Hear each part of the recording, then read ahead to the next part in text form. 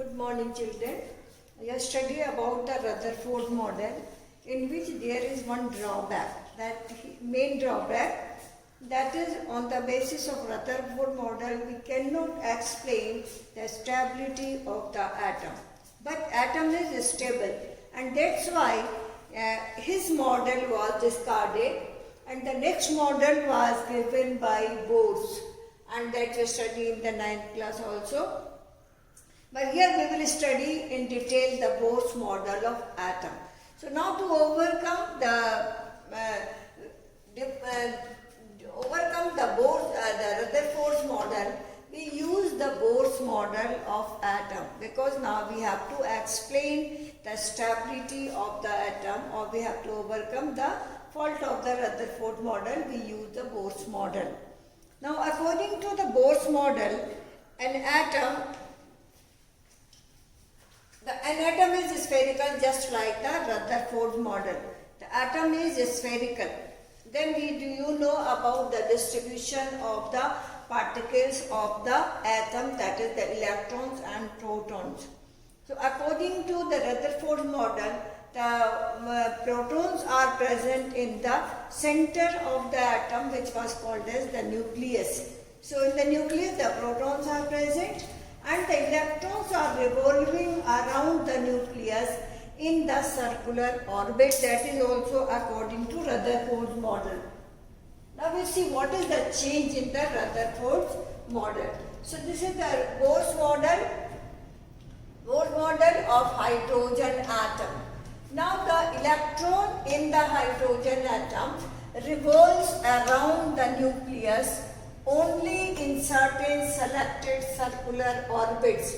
That means all the orbits are not permitted for the electrons to revolve around the nucleus, because according to the drawback, there is a formation of a spiral of the orbits. So this is not possible. The electrons can revolve only in the certain orbit, certain selected orbits. Now these orbits are associated with definite energies. Now repeating, the electrons revolves around the nucleus in the certain selected orbits. Now these orbits are associated with definite energy.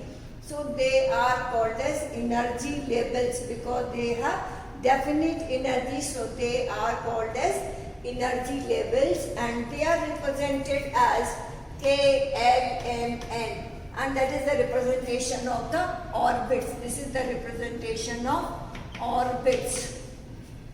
Now these orbits can also be written n is equal to 1, 2, 3, etc. So these orbits are represented by K, L, M, N, and these are called as stationary orbits. They are called as energy levels. So in these orbits we can put the value of n, where n is an integer number and its value start at 1, 2, 3, 4, 5, 6, 7, etc.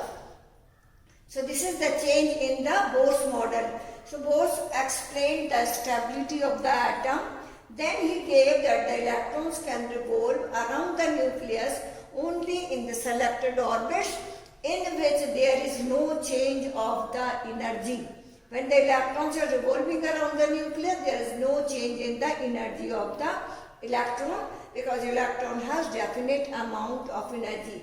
Then these orbits are represented by K, L, M, N, etc. and they are called as stationary orbits. They are called as energy levels, and they are represented by small n, and its value is 1, 2, 3, 4, and etc. and so on. So when we make a model for it, there is the nucleus here, then the orbits are there, and these orbits are represented. This is represented by K, then the next orbit by L, and then M, then N, etc. So this is the representation of the orbits according to Bose model. Now the second point, which orbits are permitted? So we have to write here, because electron is revolving around the nucleus, so it is having some angular momentum. When a particle is moving with a certain velocity, so then it is having some momentum. So here we have to study because the electron is revolving around the nucleus in the circular orbits, so that's why we have to take the angular momentum. So now on the basis of angular momentum, only those orbits are permitted in which the angular momentum of the electron is a whole number multiple of h upon 2 pi. Now according to this point, the angular momentum of the electron in a particular shell or particular orbit, particular energy level, then only those orbits are permitted in which the angular momentum of electron is h upon 2 pi or its whole number multiple. So we can write the angular momentum. This angular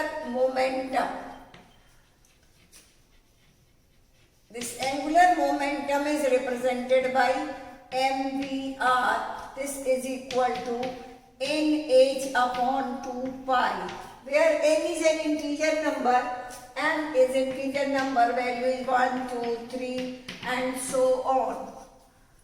So for the particle which is moving in the circular path, we can find out its angular momentum, and its angular momentum is represented by mvr, where m is the mass of the electron, v is the velocity and r is the radius of the circular path.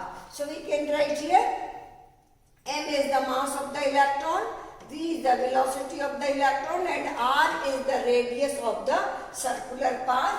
Then we write this is equal to nh upon 2 pi, where n is an integer number and its value starting from 1, 2, 3, 4, etc. So we can write only those orbits are permitted in which angular momentum, that is mvr, is equal to nh upon 2 pi. That is according to Bose model. Then you can write here m is the mass of the electron, v is the velocity of the electron and r is the radius of the electron. Then it should be whole number multiple of h upon 2 pi. So we can write n into h upon 2 pi. Now when you put the value of n is equal to 1, then you will have a h upon 2 pi. When n is equal to 2, then 2h upon 2 pi, then 3h upon 2 pi, 4h upon 2 pi. In this way, only these orbits are permitted in which the electrons can revolve around the nucleus. So this is the second point. Now the third point. As long as the electron remain in a particular orbit, it does not lose or gain energy. When an electron revolving around the nucleus in a particular orbit, it will not gain or lose energy, or its energy will be constant. So because it is revolving around the nucleus in a particular energy shell, because that is having a definite energy.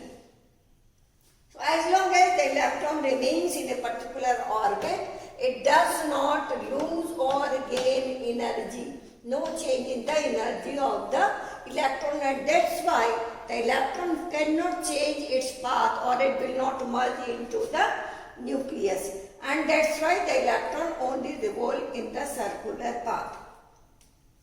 The energy of an electron in a particular orbit remains constant. The electron which is revolving around the nucleus, its energy is constant in a particular energy level or a particular shell. Now these orbits are called as stationary orbit. The meaning of stationary means energy is constant. It doesn't mean the electron is constant, but the meaning of stationary orbit is the energy of the electron is constant. Until the electron revolving in a particular orbit, there is no change in the energy of the electron, and then it is having a constant amount of energy or the definite amount of energy. So these orbits are also called as stationary orbit, because when the electron revolves around the nucleus, in these orbits its energy of the electron will be constant. So now we'll go and see the fourth point. In the fourth point, when energy from some external source is supplied to the atom, it may jump from some higher energy level by absorbing definite amount of energy. When we supply some energy from the outside, from any source, then the electron will gain energy and then it will shift to the higher energy level by the absorption of definite amount of energy, because each orbit has definite amount of energy, and the difference between the two orbits, the energy is also definite. That's why the electron will gain definite amount of energy, and this is equal to the difference in the energy between the two energy levels. So when we supply energy, then the electron will make a transition from lower to higher energy level by the absorption of certain amount of energy, and this energy is equal to the difference between the two energy level. So that's why we can write the change in energy E0, E delta E is equal to, that is change in energy is equal to E2 minus E1. E2 is the energy of the higher energy shell and E1 is the energy of the lower energy shell, and then the energy is equal to h nu according to Planck's theory. So we H here, H is the Planck's constant and nu is the frequency of the light or the wave absorbed by the electron. So in this way, now suppose the electron will make a transition from higher to lower energy level, or when the energy is withdrawn from the electron, then there is a transition from higher to lower energy level. Then it will release same amount of energy when electrons make a transition from higher to lower energy level. So when it moves from lower to higher energy level, it will absorb energy, and when it will make a transition from higher to lower energy level, it will release energy. The energy, that is delta E, will be same, but only there is one difference, either the absorption or the release of energy. So this delta E is equal to E2 minus E1, that is equal to h nu, where h is Planck's constant, nu is the frequency of the light used. Then we can find out the frequency of the light or the frequency of the energy, that nu is equal to E2 minus E1 upon h. Then we can write delta E upon h. So that is representing the frequency of the light which is absorbed by the electron.